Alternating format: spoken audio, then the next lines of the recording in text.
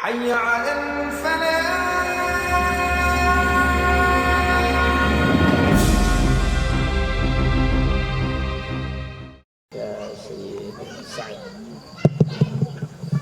السلام عليكم ورحمة الله وبركاته. بسم الله والحمد لله والصلاة والسلام على رسول الله وعلى آله وصحبه وموالاه. أحبائي الكرام، أوصيكم جميعا ونفسي بتقوى الله وبطاعة رسول الله صلى الله عليه وآله وصحبه وسلم، ونسأل الله سبحانه وتعالى أن يهدينا إلى صراطه المستقيم وأن يجعلنا من المتقين ويدخلنا جنته جنة النعيم، آمين يا رب العالمين. ففي هذه المناسبة السعيدة لا ننسى أن نشكر صاحب المزرعة، صاحب المكان، صاحب البيت، أخينا الفاضل المبارك سيد سعد الحيدري وأهل بيته، جزاكم الله خير الجزاء على هذا الاستقبال الحار بالنسبة لنا. يعني استقبال منكم يعتبر عيد لنا في هذه الليلة، فرصة سعيدة، جزاكم الله خير الجزاء. Baik ya ikhwan, alhamdulillah pada malam hari ini kita bisa kumpul di kebun kurma di kota suci Madinah yang kita cintai ini, di bawah gunung Uhud, gunung yang dicintai oleh Nabi Muhammad SAW.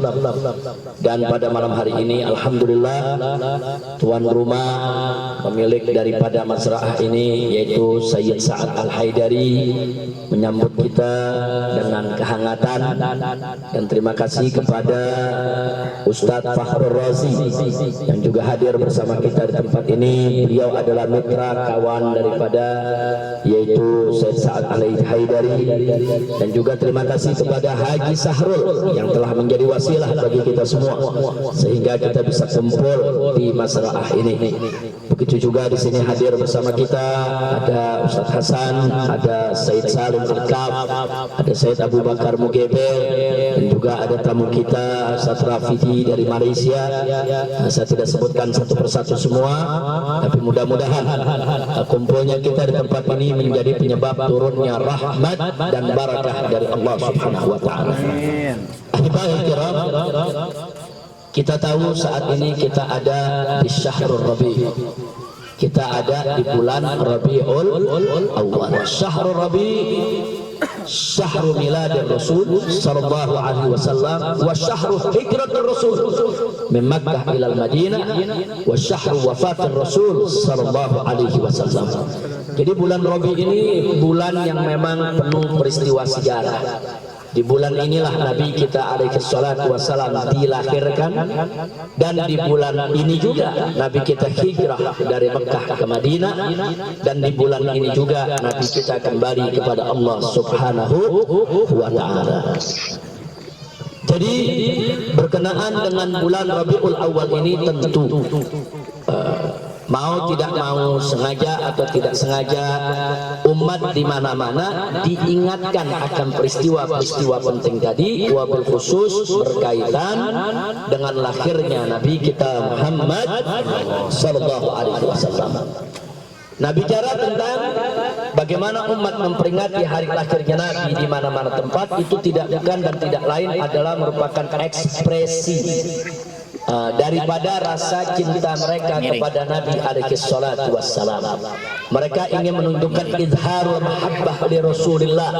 Bagaimana mereka ingin menunjukkan cinta mereka, mahabbah mereka kepada Nabi Muhammad sallallahu alaihi wasallam. Jadi untuk menunjukkan mahabbah tersebut, ada yang dengan memperbanyak sholawat, ada yang dengan memperbanyak ziarah ke Nabi, ada dengan memperbanyak kunjungan ke masjidnya Nabi, ada juga dengan memberi makan orang-orang tidak mampu, ada juga yang dengan bersedekah, ada juga dengan memperingati daripada hari lahirnya Nabi dengan mengundang para ustadz, para dai dari mana-mana tempat untuk memberikan tausiah kepada umat. Bicara tentang persoalan dalil daripada peringatan Maulid, tapi yang jelas bahwa cinta kepada Nabi tidak perlu dalil ya kawan. Mahabbah kepada Rasul tidak perlu dalil. Cinta kepada Nabi, saudara, kita mau tahu dalilnya nggak tahu dalilnya, wajib bagi kita umat Nabi Muhammad SAW untuk mencintai beliau. Siapa manusia yang kita bicarakan ini, saudara? Manusia yang kita bicarakan ini bukan manusia sembarangan, tapi manusia yang diwajibkan oleh Allah Subhanahu wa taala untuk kita mentaatinya. Allah berfirman dalam Al-Qur'anul Karim, faqala ta'ala, ya ayyuhalladzina amanu athi'ullah wa athi'ur rasul. Wajib taat Rasul itu merupakan kewajiban kita semua. Bahkan di ayat yang lain Allah ingatkan kepada kita, apa saja yang diajarkan oleh Nabi kepada kita kerjakan. Tidak usah banyak protes, tidak usah banyak komentar. Allah mengatakan dalam Al-Qur'anul Karim, faqala ta'ala, wa ma atakumur rasulu fakhudhuhu wa ma nahakum anhu fantahu. Jadi apa-apa yang diberikan oleh Rasul kepada kalian semua, yang diajarkan oleh Nabi, yang diberikan oleh Nabi, ambil, laksanakan, amalkan. Adapun apa-apa yang dilarang oleh Nabi alaihi salatu wassalam, maka wajib kita stop, berhenti, jangan coba-coba kita melanggar larangan Nabi Muhammad sallallahu alaihi wasallam. Dan Allah sendiri menyatakan dalam Al-Quran bahwa taat kita kepada Rasul merupakan bukti taat kita kepada Allah. Mayyuti'ir Rasul faqad ata Allah. Barang siapa yang mentaati Rasulullah sallallahu alaihi wasallam, berarti dia sudah mentaati Allah. Maka itu di sini ingin kita ingatkan kepada diri kita semua bahwa taat kepada Allah dan taat kepada Rasul bersifat mutlak.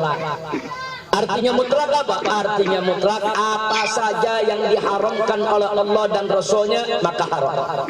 Nggak ada tawar menawar. Dan apa saja yang diwajibkan oleh Allah dan Rasulnya maka wajib, tidak ada tawar menawar, mutlak. Kenapa taat kepada Allah itu mutlak? Karena mustahil Allah memerintahkan kepada kita suatu perintah yang merusak kehidupan kita. Mustahil. Mustahil Allah itu mengharamkan sesuatu yang manfaat untuk dunia akhirat kita. Mustahil. Begitu juga Nabi, mustahil Nabi itu memerintahkan kepada kita suatu pekerjaan, saudara, yang bisa merusak kehidupan dunia akhirat kita. Mustahil. Hal yang sama juga mustahil kalau Nabi melarang kita dari perbuatan yang manfaat untuk dunia dan akhirat. Mustahil.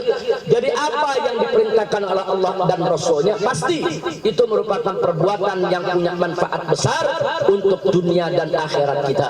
Dan apa-apa yang dilarang oleh Allah dan Rasulnya daripada dikerjakan oleh umatnya, pasti di dalam larangan tersebut, saudara, ada hal-hal yang kalau kita kerjakan bisa merusak kehidupan dunia maupun akhirat kita.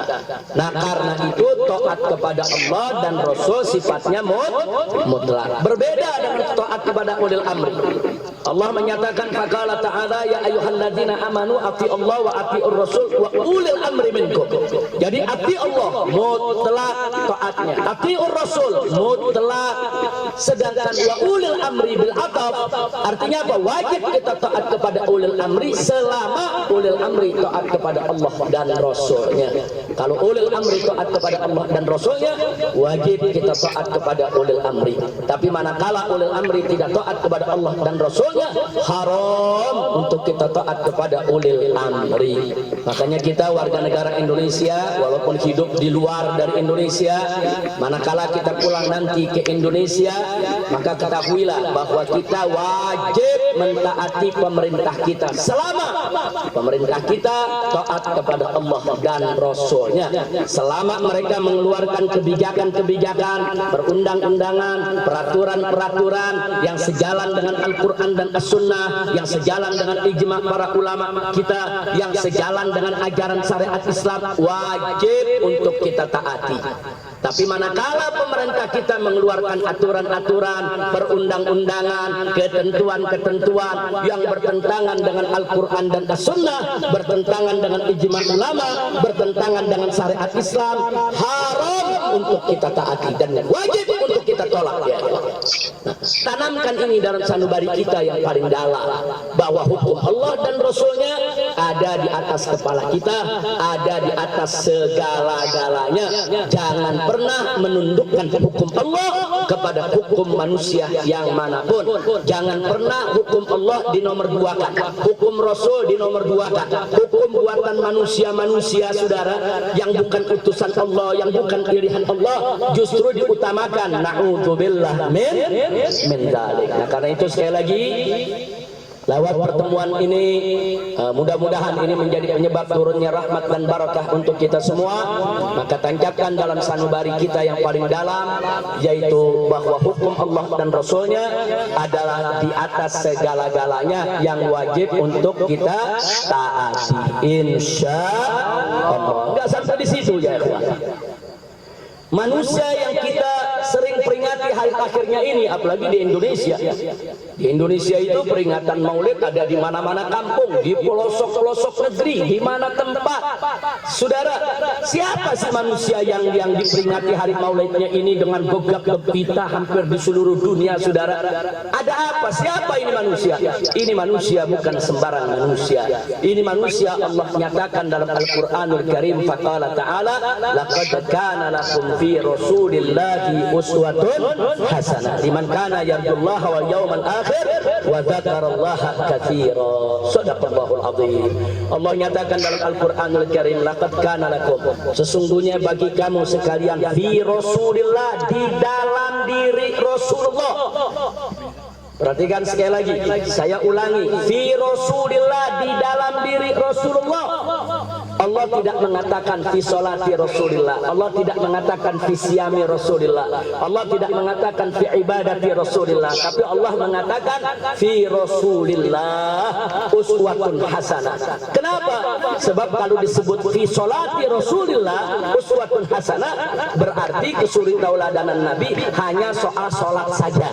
Di luar sholat Nabi bukan uswah. Kalau firmannya fi siyami Rasulillah, berarti cuma siam Nabi saja, puasanya saja yang menjadi suri tauladan buat umatnya. Tapi kalau dikatakan fi Rasulillah, di dalam diri Rasulullah, berarti apa saja yang keluar dari Nabi, apakah itu ucapannya, apakah itu perbuatannya, apakah itu ibadatnya, muamalatnya, sholatnya, puasanya, apa saja yang datang minar Rasul, itu semua merupakan uswatun. Nah, jadi jangan coba-coba ada mengatakan kita kalau sholat puasa kita contoh Nabi. Nah, tapi kalau kita urusan ekonomi jangan bawa-bawa Nabi. Kalau kita berpolitik kita jangan bawa-bawa Nabi, jangan bawa-bawa agama, politik-politik, Nabi-Nabi. Saudara, itu pemikiran sekuler, itu pemikiran al-ilmaniyah. Itu pemikiran sekularisme yang fasluddin anid daulah, yang memisahkan urusan agama daripada urusan negara. Kita umat Islam, saudara, bukan sekuler. Kita umat Islam ini bukan ilmaniyah. Bukan. Nah, kita umat Islam wajib menjadikan Nabi sebagai uswatun hasanah dalam setiap urusan kehidupan kita. Bahkan para sahabat pernah mengatakan, qad allamana Rasulullah sallallahu alaihi wasallam kulla syai'in hatta al-khara'a. Masyaallah. Artinya apa? Artinya para sahabat pernah mengatakan Nabi telah mengajarkan kepada kami tentang segala sesuatu hatal khara, sampai urusan kotoran kami diajarkan. Maksudnya urusan kotoran, kaifa dukhulul khala, kaifal khuruj minal khala, semua diajarin. Bagaimana masuk ke toilet, bagaimana keluar dari toilet, di dalam hammam, di dalam toilet apa yang boleh kita lakukan, apa yang enggak boleh kita lakukan, bagaimana cara buang air besar, bagaimana cara buang air kecil, bagaimana cara kita untuk yaitu bersuci setelah kita buang air besar maupun buang air kecil. Semua lengkap diajarkan oleh Nabi, dari mulai tata caranya, adabnya, kaifiyahnya, bacaannya, zikirnya, semua. Subhanallah. Artinya apa? Kalau urusan kotoran lagi Nabi ajarin kepada kita, bagaimana urusan ekonomi umat, bagaimana urusan berbangsa dan bernegara, bagaimana urusan politik untuk mengatur negeri, bagaimana urusan bermasyarakat, bagaimana urusan berumah tangga yang merupakan urusan besar. Kalau urusan soal kotoran aja di WC begitu detail Nabi ajarkan kepada kita, maka jangan percaya kepada orang-orang yang mengatakan kalau Nabi nggak punya aturan soal politik, Nabi nggak punya aturan soal ekonomi. Kalau urusan kotoran aja Nabi mengajarkan begitu detailnya bagaimana kehidupan berumah tangga, bermasyarakat, berbangsa dan bernegara. Maka itu jadikanlah Nabi kita alaihi salatu wassalam sebagai uswatun hasanah. Lalu kalau ada yang nanya kenapa sih Nabi harus menjadi uswatun hasanah? Ya ikhwan, kita punya Nabi ini basyarun la kal basyari. Ini manusia yang tidak seperti manusia biasa. Ini manusia yang mendapatkan wahyu dari Allah. Ini manusia yang disucikan Allah. Ini manusia yang dijaga Allah. Dan ini manusia yang berakhlak sangat mulia. Karena memang misi kenabian yang dibawa oleh beliau adalah untuk menyempurnakan akhlak. Qala Rasulullah sallallahu alaihi wasallam atau kama qala Nabi sallallahu alaihi wasallam, innama bu'ithu li utammima makarimal akhlak. Apa kata Nabi? Sesungguhnya aku ini diutus hanya untuk menyempurnakan kesempurnaan akhlak. Artinya di tengah kehidupan manusia ada makarimul akhlak. Termasuk di tengah bangsa Arab saat itu, walaupun mereka jahiliyah, ada sisa-sisa makarimul akhlak. Saudara, bagaimana menghormati tamu, bagaimana sifat bangsa Arab, saudara, dari segi kesetiaan, dari segi al-wafa, dari segi syaja'ah, keberanian dan lain sebagainya. Ada sifat-sifat yang masih bagus tersisa, tapi di sana ada sifat-sifat yang tercela yang harus dibereskan. Seperti apa? Seperti wa'dul banat, mengubur hidup-hidup anak perempuannya, seperti sifat-sifat menyembah berhala dan lain sebagainya. Tentu itu hal-hal yang tidak bagus. Tugas Nabi adalah untuk menyempurnakan. Artinya akhlak yang sudah bagus dijaga, akhlak yang jelek dihapus, saudara. Nah, supaya umat ini memiliki akhlak yang mulia. Jadi misi kenabian Nabi adalah untuk apa? Untuk memuliakan akhlak umat manusia. Maka itu kalau kita tanya, kenapa kita sholat? Supaya akhlak kita mulia. Kenapa kita puasa? Supaya akhlak kita mulia. Kenapa kita zakat? Supaya akhlak kita mulia. Saudara, kenapa kita mesti menghormati tetangga? Supaya akhlak kita mulia. Kenapa kita mesti makan yang halal? Supaya akhlak kita mulia.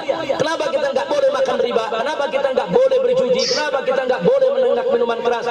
Supaya akhlak kita ini mulia, tidak rusak akibat perbuatan munkar, ya. Jadi semua ibadah yang kita lakukan, semua aturan syariat yang kita laksanakan, tujuannya adalah supaya berakhlak mulia. Makanya aneh sekali kalau umat Islam itu sholat, puasa, zakat, tapi akhlaknya nggak berubah. Aneh sekali kalau umat Islam itu banyak melaksanakan aneka ragam kewajiban, tapi ternyata akhlaknya tidak mulia. Ada apa? Berarti ada yang nggak beres dalam pelaksanaan syariatnya, pelaksanaan ibadahnya. Karena kalau akidahnya lurus, syariatnya tegak, maka akhlaknya pasti akan mulia, ya kawan. Jadi akhlak itu cerminan. Akhlak itu cerminan. Jadi kalau kita mau lihat orang itu akidahnya bagus, mau lihat saudara bahwa syariatnya tegak, ya lihat di akhlak. Kalau akidahnya rusak, akhlaknya nggak bakal bagus, ya kawan. Kalau syariatnya tidak tegak, akhlaknya nggak bakal bagus, ya kawan. Jadi antara akidah, syariat dan akhlak menjadi satu kesatuan yang tidak boleh dipisahkan. Dia merupakan wahdah mutakamilah muttahidah la tatajazza. Siapa orang menyatakan dirinya mukmin, dia harus muslim. Siapa muslim, dia harus muhsin, saudara.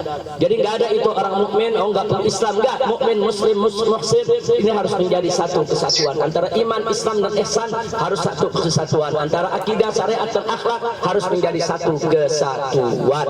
Jadi sekali lagi bahwa misi kenabian yang dibawa oleh Rasulullah sallallahu alaihi wasallam adalah untuk menyempurnakan akhlak. Nah, kemudian ada yang nanya sama Sayyidatuna Aisyah radhiyallahu anha. Sayyidatuna Aisyah ummul mukminin pernah ditanya oleh seseorang tabi'in. Nah, pertanyaannya menarik, ya.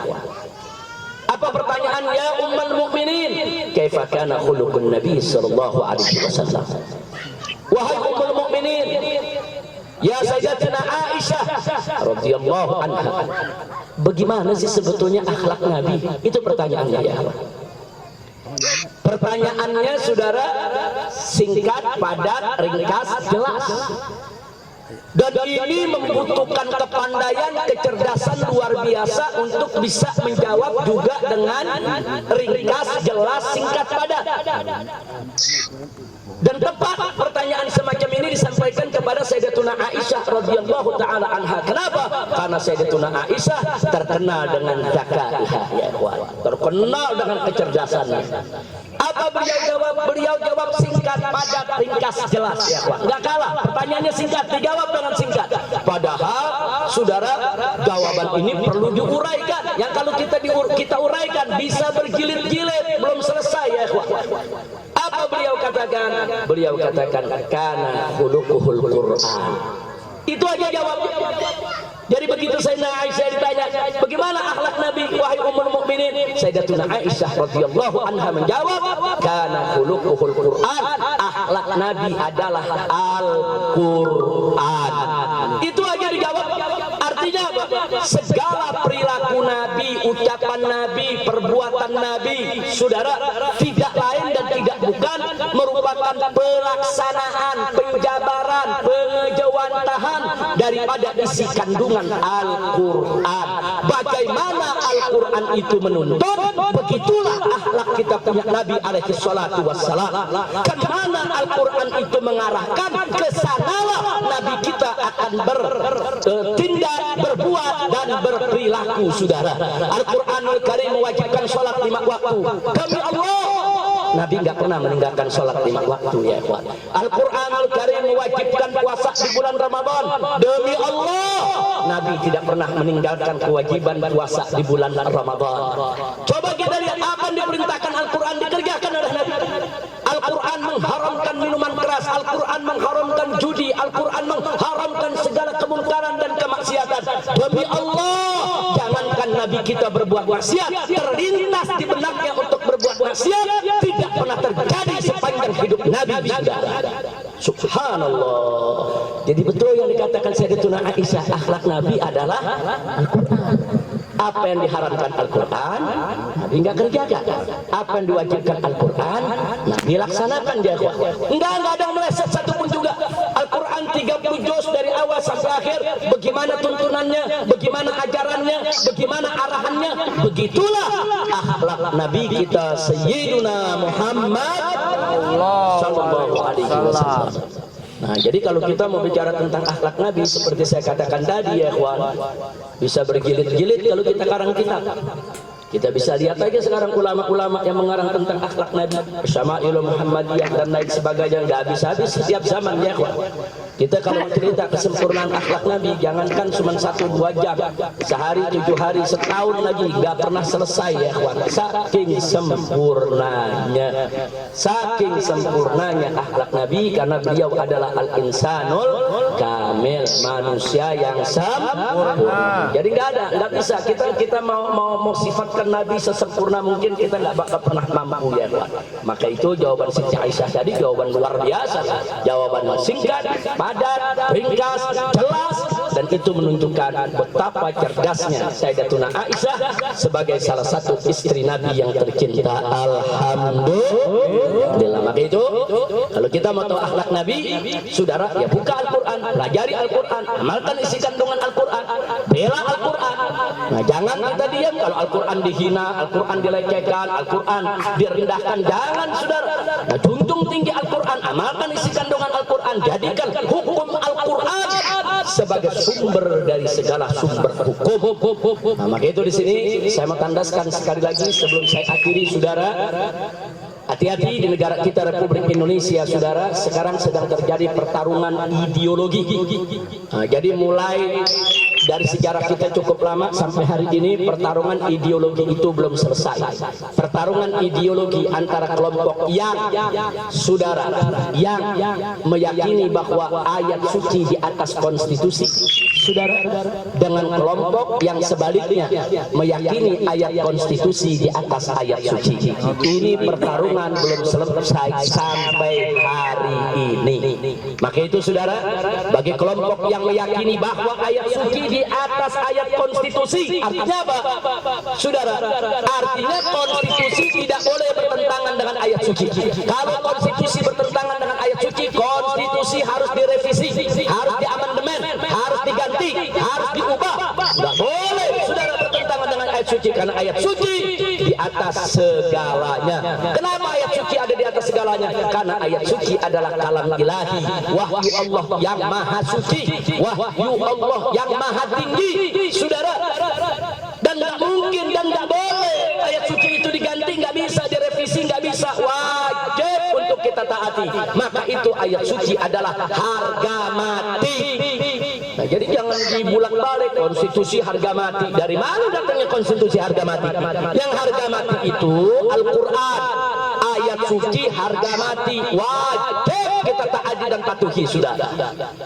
Nah, sementara bagi kelompok yang satu lagi yang mengatakan ayat konstitusi ada di atas ayat suci, saudara. Nah, bagi mereka kalau ayat suci, kalau ayat konstitusi sudah mengatur suatu aturan dalam negara, ya wajib untuk dijalankan, walaupun bertentangan dengan Al-Quran, walaupun bertentangan dengan hadis, sudah. Maka itu kedua kubu ini gak bakal ketemu, saudara. Enggak, yang satu memperjuangkan yang hak, yang satu lagi memperjuangkan yang batil. Saya kasih contoh dalam pilkada di Jakarta, saudara. Kelompok yang mengatakan ayat konstitusi ada di atas ayat suci, apa mereka bilang? Enggak apa-apa Ahok jadi gubernur, enggak apa-apa Ahok jadi pemimpin, enggak apa-apa orang kafir mimpin umat Islam. Itu kan udah konstitusi. Konstitusi kan mengizinkan. Undang-Undang Dasar 1945 membolehkan. Undang-undang aturan yang lain membolehkan.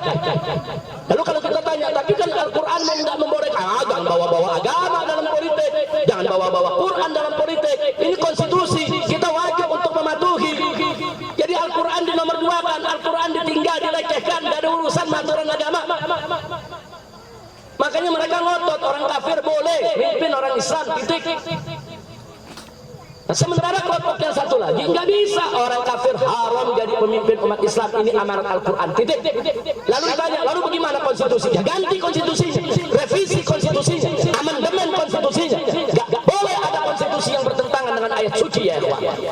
Makanya tadi saya katakan dua kelompok ini nggak bakal ketemu.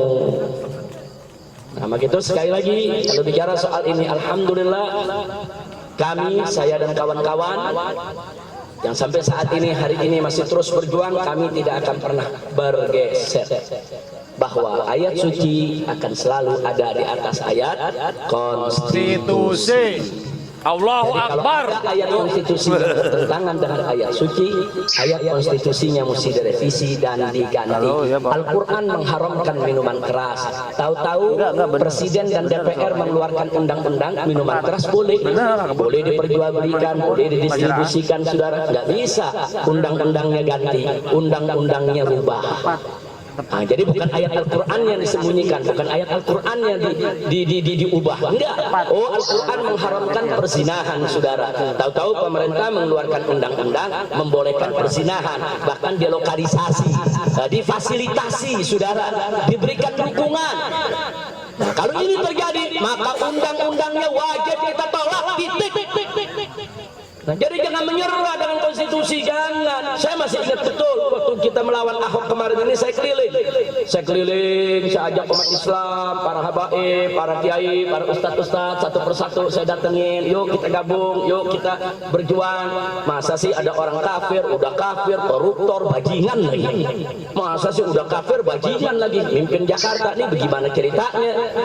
Alhamdulillah para habaib, para ustadz, para kiai menyambut dengan semangat. Mereka rame-rame bergabung, kita berjuang. Tapi ada juga satu dua yang menjawabnya begini, saya mau ikut berjuang tapi bagaimana, ini kan konstitusi.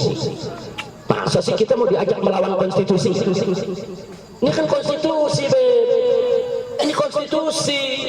Jadi dia pasrah dengan konstitusi.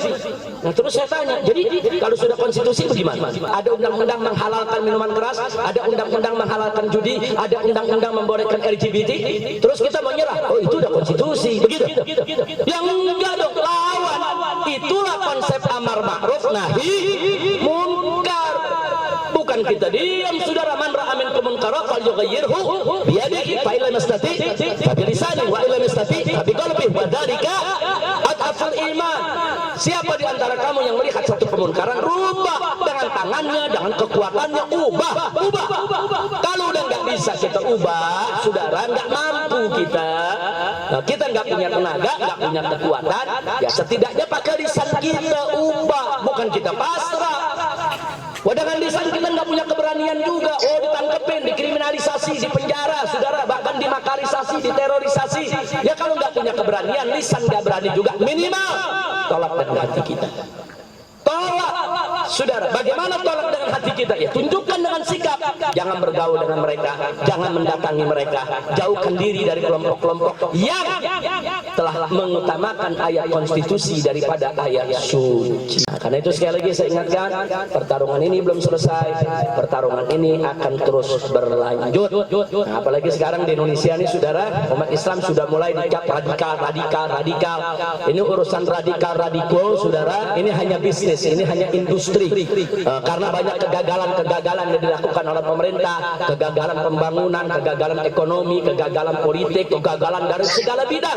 Untuk menutup, saudara, begitu banyak segudang kegagalan tadi, dia diangkat isu radikal. Ya kalau orang ribut radikal, saudara, akhirnya dia lupa banyak kegagalan yang saat ini menimpa daripada pemerintah kita.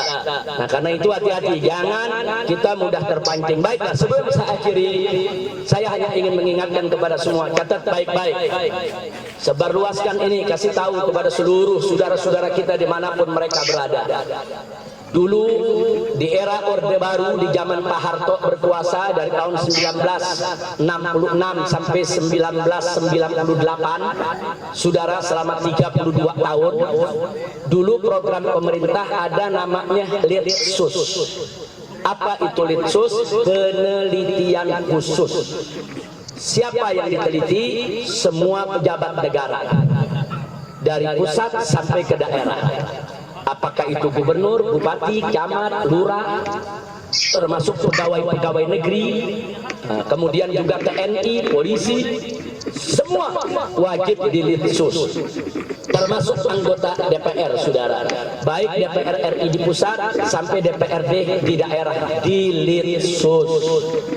Jadi siapa yang dilitsus? Pejabat negara. Pertanyaan berikut, tentang apa sih mereka dilitsus? Diteliti secara khusus. Tentang apa mereka dilitsus? Dilitsus tentang ideologi pemahaman mereka, saudara. Apakah si pejabat tadi punya pemahaman atau ideologi, saudara, yang condong ke komunis atau marxis atau leninisme, saudara? Jadi kalau setelah diteliti ternyata ada kecenderungan dalam bentuk apapun, dia cenderung mendukung komunis, dia cenderung mendukung marxis, saudara, maka pejabat tersebut langsung diberhentikan total. Enggak pakai nari-nari, saudara. Oh, ini camat terindikasi terpapar daripada ideologi komunis, diberhentikan. Oh, ini dosen di universitas terpapar ideologi komunis, diberhentikan. Oh, ini calon jenderal di tentara atau di polisi, saudara, terpapar ideologi komunis, diberhentikan. Itu namanya litsus. Itu terjadi selama 32 tahun di zaman Soeharto. Nah sekarang nih di zaman Jokowi, saudara, ada litsus lagi dihidupkan. Litsus penelitian khusus, saudara. Instruksi Presiden Jokowi yang perintahkan.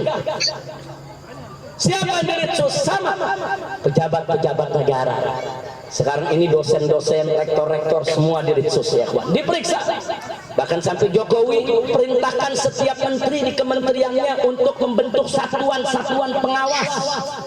Jangan sampai ada pegawai negeri, saudara, ada pegawai negeri yang teridentifikasi kena apa yang sedang dilakukan oleh litsus tadi. Sekarang pertanyaannya, apa yang sedang dilitsus? Kalau zaman Soeharto yang dilitsus komunis. Sekarang ini yang dilitsus siapa saja pegawai negeri, mau tentara, mau polisi, mau sipil, kalau teridentifikasi terpapar, saudara, paham ideologi Islam, berhentikan. Itu yang mereka sebut radikal, saudara. Pokoknya kalau ada ideologi Islam seperti tadi, kalau mengatakan ayat suci di atas ayat konstitusi, wah ini radikal. Ini radikal, ini terpapar daripada ideologi Islam, harus diberhentikan. Makanya jangan kaget, saudara. Begitu juga kalau ada pejabat di Facebooknya tahu-tahu pasang bendera tauhid, la ilaha illallah Muhammad Rasulullah, berhentikan. Jangankan si pejabat yang pasang, istrinya lagi yang pasang, suaminya dipecat, ya. Ini terjadi terjadi di kita punya negeri. Dulu yang dirinsus komunis. Sekarang yang dirinsus adalah aktivis gerakan Islam. Jadi siapa yang terpapar ideologi Islam, saudara, cirinya ideologi Islam apa? Berjuang ingin menerapkan syariat Islam, mendukung khilafah, saudara, masang foto daripada yaitu apa namanya bendera tauhid, saudara, pakai cadar, pakai jilbab, pakai celana cingkrang, saudara, pakai jubah, pakai sorban, pakai piki, saudara. Ini udah ideologi. Apalagi kalau di kantor, saudara, sholat 5 waktunya nggak lepas. Setiap saat ada di masjid, diselidiki. Oh, ini rajin ke masjid. Ini Islamnya terlalu keras. Oh, ini Islamnya terlalu kolot. Oh, ini terlalu berpegang kepada ajaran Islam. Diancam untuk diberhentikan. Jadi biar tahu ini kondisi sudah terbalik. Kalau komunis gak apa-apa sekarang. Nah, kalau di Ritsos, saudara, nggak ada urusan. Orang komunis gak ada masalah sekarang. Orang liberal gak ada masalah. Menghina Allah, menghina Rasul, menghina Nabi, enggak ada masalah, nggak ditangkap, saudara. Tapi coba kalau anda, saudara, menghina tokoh mereka, menghina Kapolri atau menyindir presiden, langsung tangkap. Oh, ini Islam radikal. Dikit-dikit mereka sebut radikal, dikit-dikit mereka sebut radikal. Tapi begitu ditanya apa arti radikal, mereka nggak bisa jawab sampai saat ini. Definisikan kepada kita apa mereka maksud radikal. Ayo. Kenapa radikal dikaitkan dengan agama? Kenapa radikalisme dikaitkan dengan Islam? Apa cuma umat Islam aja ada radikalisme, saudara?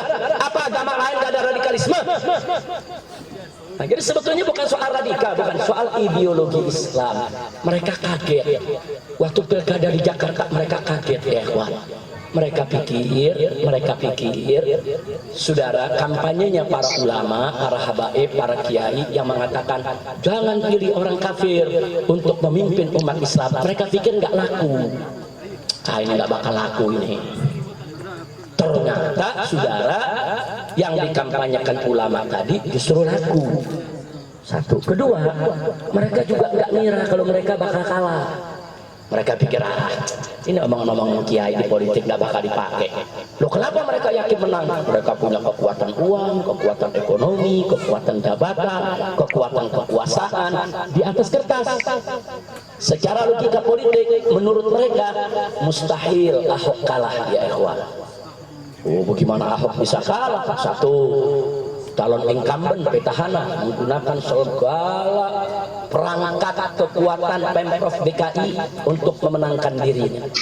Didukung presiden, nggak tanggung-tanggung. Presiden menginstruksikan kepada seluruh bawahannya menangkan Ahok. Ahok harus menang.